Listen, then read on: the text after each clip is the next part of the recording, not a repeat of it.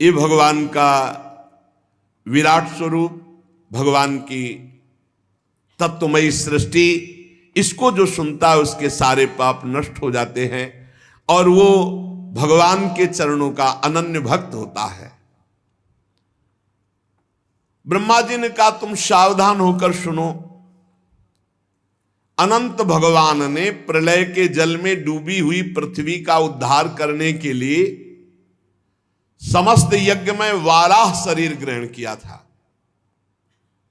जो आदि दैत्य हिरणाक्ष, वो जल के अंदर ही लड़ने के लिए भगवान के सामने आ गया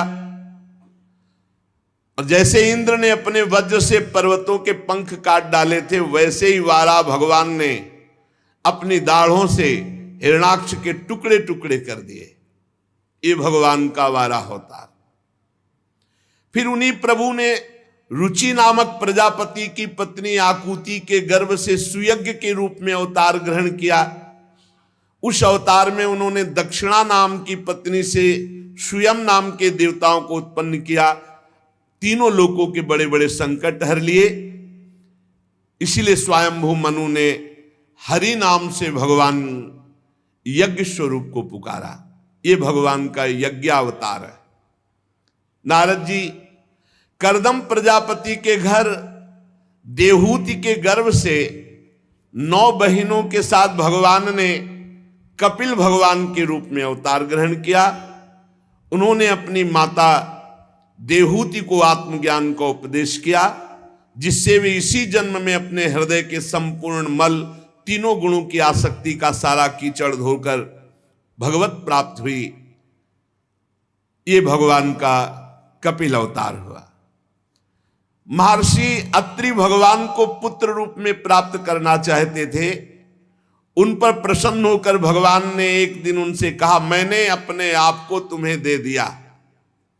इसी से भगवान ने जो अवतार लिया तो दे दिया दत्र, तो दत्तात्रेय नाम का भगवान का अवतार हुआ।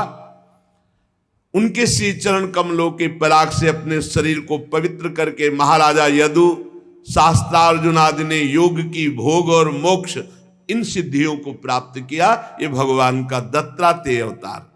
भगवान के जो अवतार हैं उनकी चर्चा देवर्षि नारद जी से ब्रह्मा जी कर रहे हैं। नारद, सृष्टि के प्रारंभ में मैंने विविध लोकों की रचने की इच्छा से तपस्या की।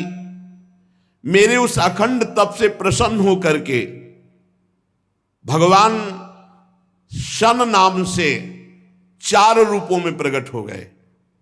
सन, सनक, सनंदन, सनातन, सनत कुमार। इस अवतार में उन्होंने प्रलय के कारण पहले कल्प के भूले हुए ब्रह्म ज्ञान को पुनः प्रकाशित किया, ब्रह्म ऋषियों को उपदेश किया, जिससे उन लोगों ने तत्काल परम ब्रह्म तत्व को अपने हृदय में साक्षात्कार किया। ये भगवान का सनक, सनंदन, सनातन, सनत कुमार अवतार हुआ। धर्म की पत्नी दक्ष कन्या मूर्ति के गर्भ से भगवान ने नर नारायण अवतार धारण किया।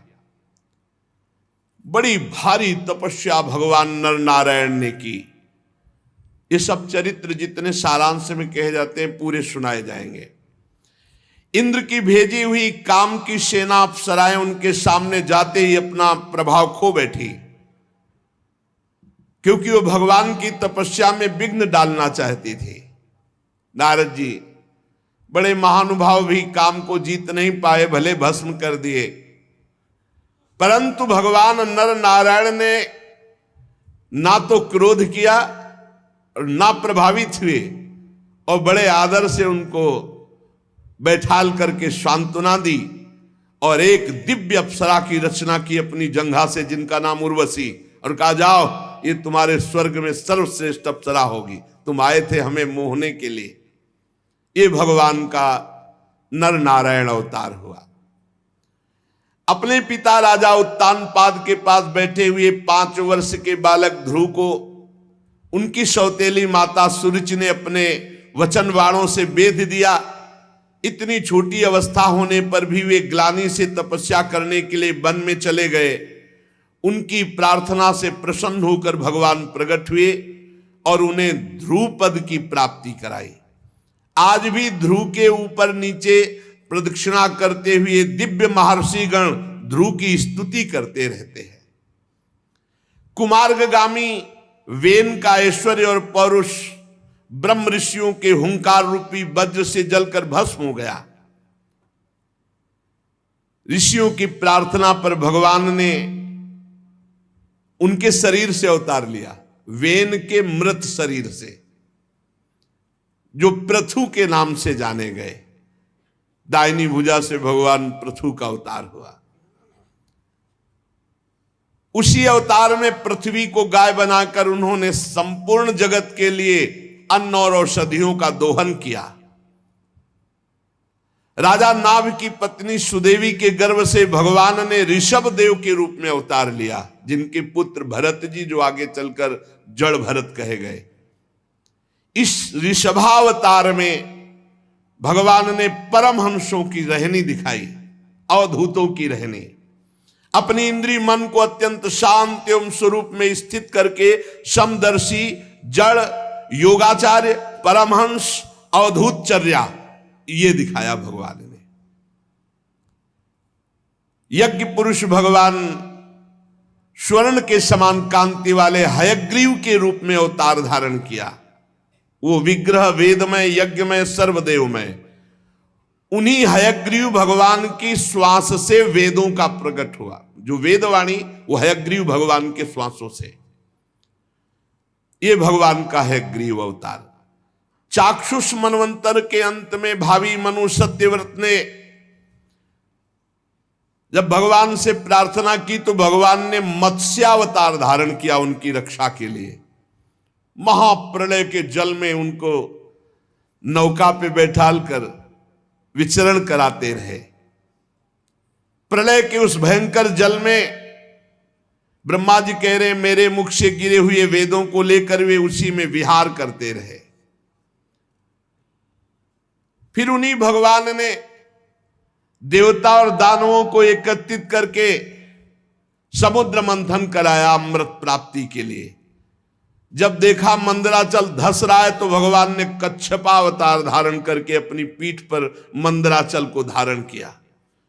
उस समय भारी पर्वत के घूमने की रगड़ से भगवान की थोड़ी पीठ में जो खुजलाहट जैसी होती थी, बस इतना विशाल कच्छप अवतार।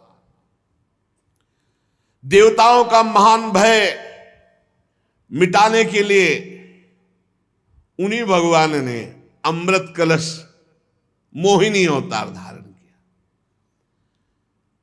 और अपने प्राण प्यारे प्रहलाद जी के लिए खंभे से भगवान ने बड़ा भयंकर नरसिंह अवतार धारण किया। फड़कती हुई भौं, तीखी दाढ़ें, विकराल मुख, लंबी जिह्वा, बड़ा भयावना। हिरण्यकश्यप देखते ही हाथ में गदा लेकर टूट पड़ा। भगवान नरसिंह ने उठा के पटक दिया और अपनी जांघों पर डाल करके वो बड़ा विक्रम दिखा रहा था, बल दिखा रहा था, अपने नखों से फाड़ डाला हिरण्यकश्यप भगवान की गोद में। ये भगवान का नरसिंह अवतार। बड़े भारी सरोवर में महाबली ग्राह ने गजेंद्र का पैर पकड़ लिया।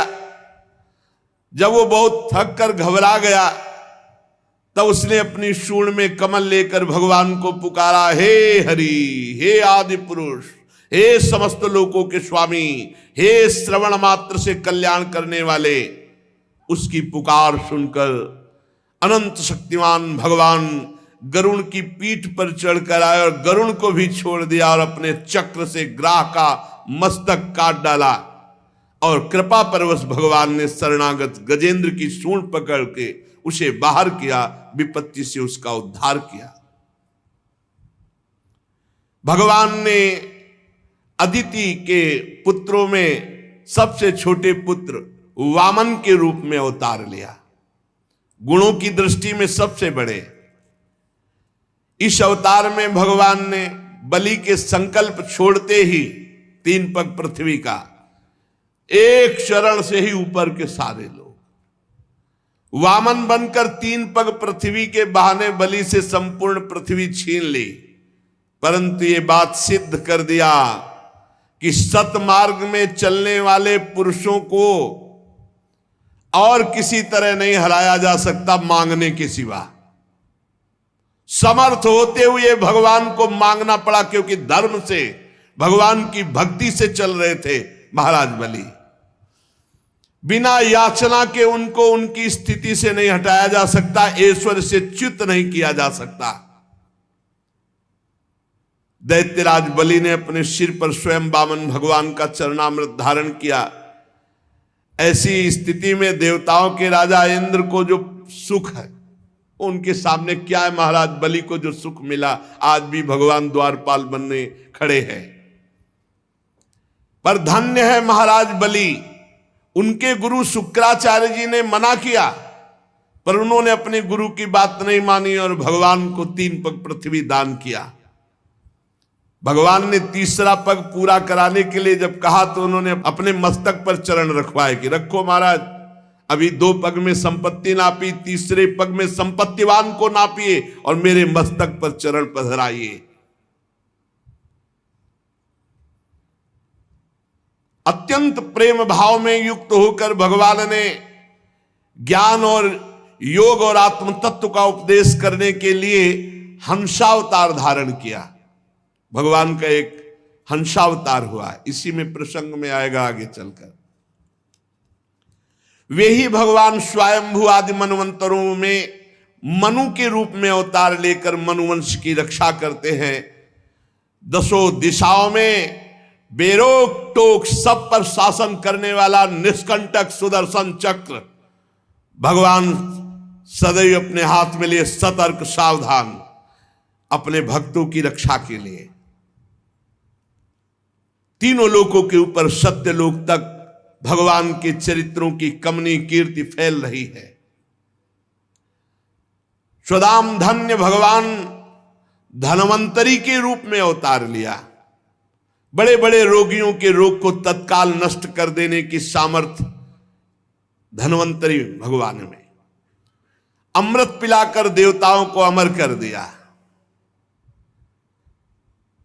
भगवान संसार में आयुर्वेद का प्रवर्तन किया धन्वंतरी रूप में। संसार में ब्राह्मण ब्रह्म ऋषि द्रोही आर्य मर्यादा का उल्लंघन करने वाले नारकीय जब राक्षस स्वभाव वाले राजा हुए, उनके नाश के लिए भगवान ने परशुराम रूप धारण किया और 21 बार ऐसे राजाओं को घूम घूम कर 21 बार पूरी पृथ्वी में इनको मारा, उद्धार किया। भगवान चराचर जगत के अनुग्रह के लिए अपनी कलाओं के साथ चक्रवर्ती सम्राट महाराज दशरथ जी के यहां प्रकट हुए। श्री राम, श्री भरत, श्री शत्रुघ्न, श्री लक्ष्मण जी के रूप में इस अवतार में अपने पिता की आज्ञा पालन करने के लिए अपनी प्रिया श्री जानकी जी और भाई लखन के साथ वे 14 वर्ष वन में निवास किए। उसी समय उनसे विरोध करके महाबली रावण उनके हाथों मारा जाता है।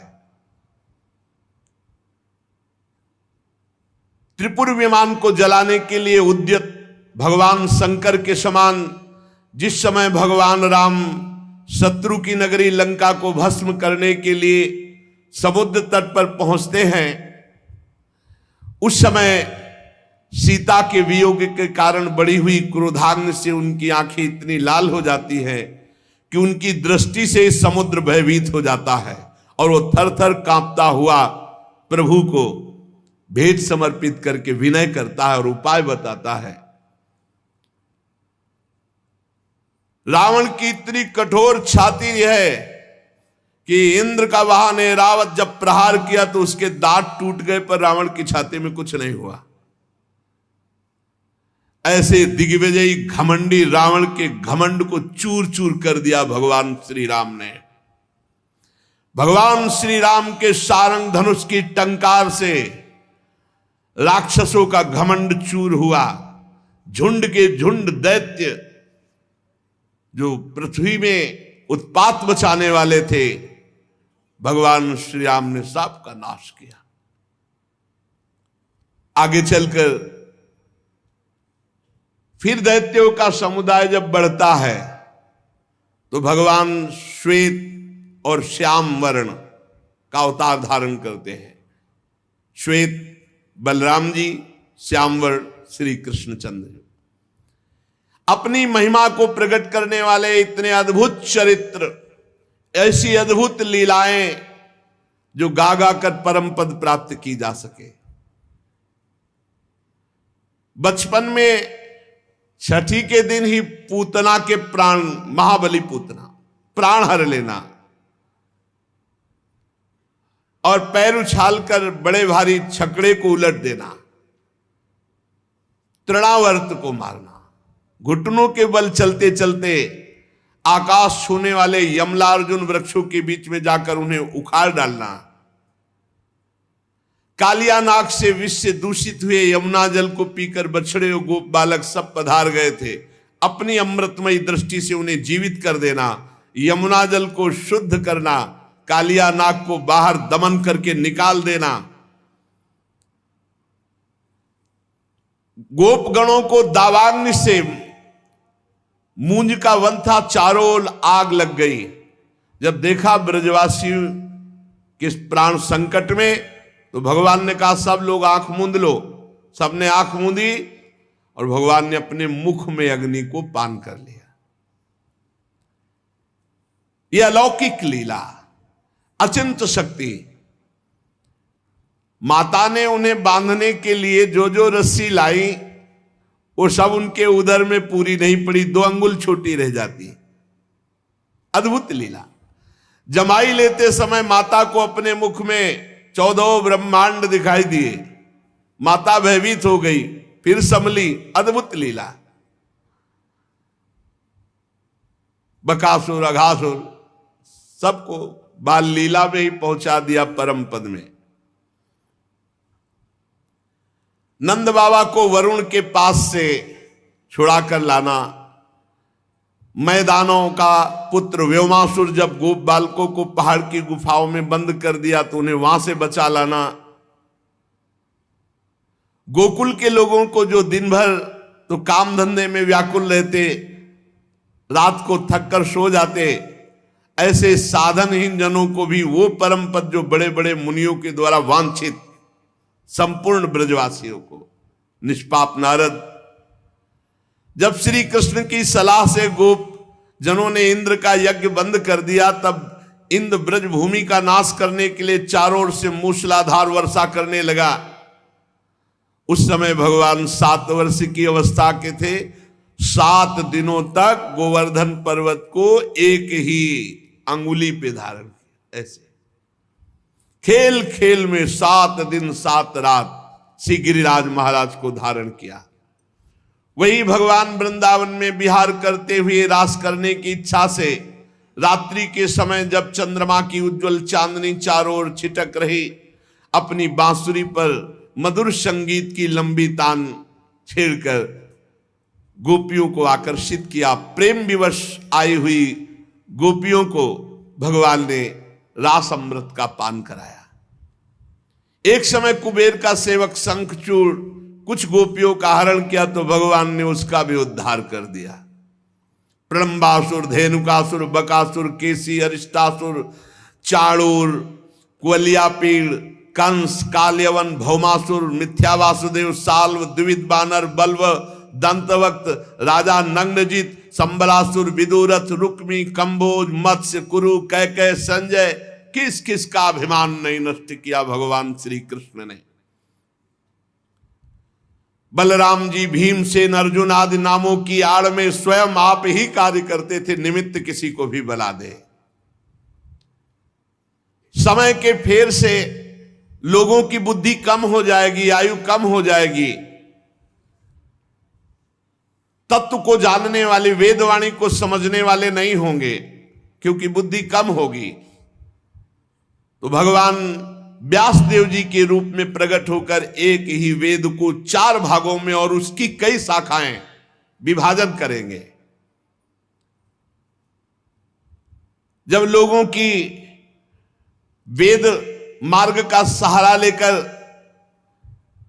सत्य से विपरीत बुद्धि जाने लगेगी तो भगवान बुद्ध के रूप में अवतार लेंगे जो ले चुके। और कलयुग के अंत में जब सत्पुरुषों के घर में भगवान की कथा, भगवान का नाम ये नहीं होने लगेगा, इसमें बाधा डाल दी जाएगी। चारों वर्ण अपने धर्म से विमुख हो जाएंगे, पाखंडियों का बोलबाला होगा। ये कलयुग में शुरू हो गया। पाखंडियों का बोलबाला होगा, अधार्मिक लोग बढ़ जाएंगे। धर्म की आड़ में अधर्म करने वालों को पाखंडी कहते हैं, दंभी कहते हैं। कहीं भी न स्वाहा न स्वधा न वशटकार न कहीं नाम ध्वनि। ये आगे और समय आएगा। धर्म सुने नहीं काना। यज्ञ आदि की तो बात जाने दो, श्राद्ध आदि की बात जाने दो, कथा कीर्तन ये सब जब महाभयंकर पापाचरण ही पापाचरण, कहीं कहीं भगवान नाम नहीं, कोई कथा नहीं, कोई धर्म नहीं, कलिकाल विहाल के मनुजा ने माने को अनुजा तनुजा साहब भ्रष्ट। उस समय कलयुग का शासन करने के लिए भगवान कल के रूप में अवतार ग्रहण करेंगे। जब संसार की रचना का समय आता है तब तपस्या 9 प्रजापति मरीच आदि ऋषि और मेरे रूप में, और जब संसार की रक्षा का समय आता है तो धर्म और भगवान विष्णु मनु देवता और राजाओं के रूप में, और जब प्रलय का समय आता है तो अधर्म और भगवान शंकर और क्रोधवश नाम के सर्प और आसुरी शक्ति के रूप में भगवान प्रकट होकर के एक से रचना रचते हैं, एक से पालन करते हैं, एक से विनाश कर देते हैं। बेटा नारद, मैं अपनी प्रतिभा भरी बुद्धि से धूलि का एक एक कण तो गिन सकता हूं। ब्रह्मा जी कह रहे हैं धूलि का एक एक कण गिन सकता हूं क्योंकि रचा हूं, पर भगवान की महिमा को, भगवान की शक्तियों को और भगवान के अवतारों को नहीं वर्णन कर सकता। कितना भगवान तो भक्तों के लिए कितने अवतार धारण किए। इसीलिए कह रहे मैं अपनी प्रतिभा भरी बुद्धि से धूलि कणों को एक एक गिन सकता हूं। धूलि कण गिनना कितना कठिन है, पर भगवान की शक्तियों को, भगवान के गुणों को, भगवान की महिमा को, भगवान के अवतारों को नहीं। सत्यलोक ये सारा ब्रह्मांड केवल उन्हीं के संकल्प से है। मैं भी उन्हीं से संचलित हूं।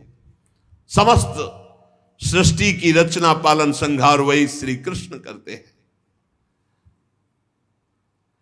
अनंत शक्तियों के स्वरूप को ना मैं जानता हूं ब्रह्मा होकर, और ना तुम जानते हो नारद होकर, ना सनकादि, फिर दूसरा कौन जान सकता है भगवान की अनंत शक्तियों को। भगवान शेष जी 1000 मुखों से उनके गुणों का गायन करते हैं, पर आज तक अंत नहीं पाए। बस मैं तो यही कहूंगा, ब्रह्मा जी कह रहे कपट भाव छोड़कर सर्व रूप से ऐसे भगवान श्री कृष्ण के चरणों में अपने आप को न्यौछावर कर दो। रात दिन नाम जप करो, उनकी लीला कथा सुनाओ, वो दया करेंगे तो ये दुस्तर माया से पार हो जाओगे उनकी दया से।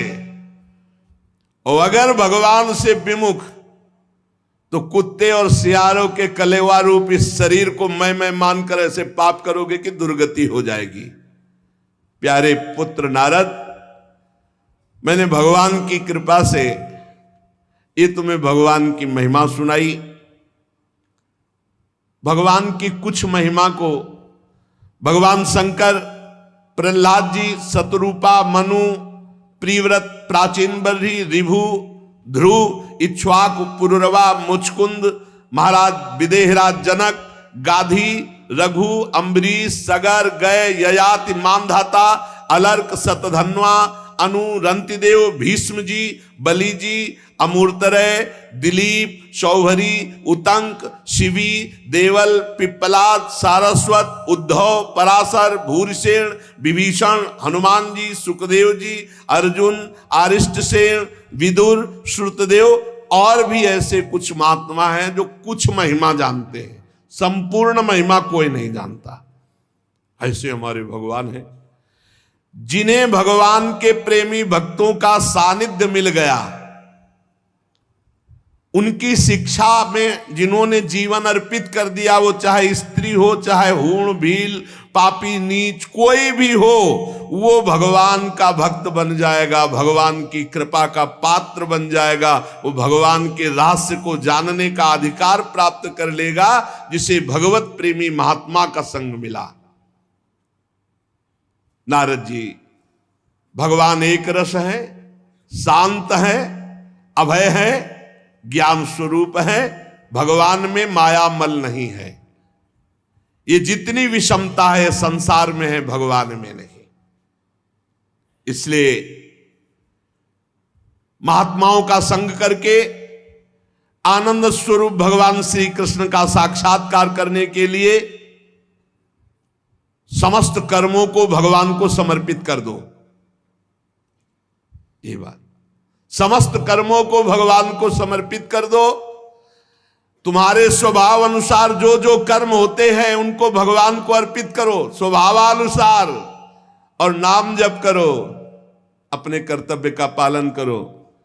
इसी जन्म में इस दुस्तर प्रपंच, कितना भारी प्रपंच है, इससे तर जाओगे। जो भगवान का नाम जप करते हैं, भगवान की लीला कथा सुनते हैं, उनके चित्त में माया का प्रभाव नहीं पड़ता है, वो बच जाते हैं। इसलिए खूब भगवत चर्चा सुनो, नाम जप करो, सारे कर्म भगवान को अर्पित करो। शेष चर्चा आगे। श्री राधा।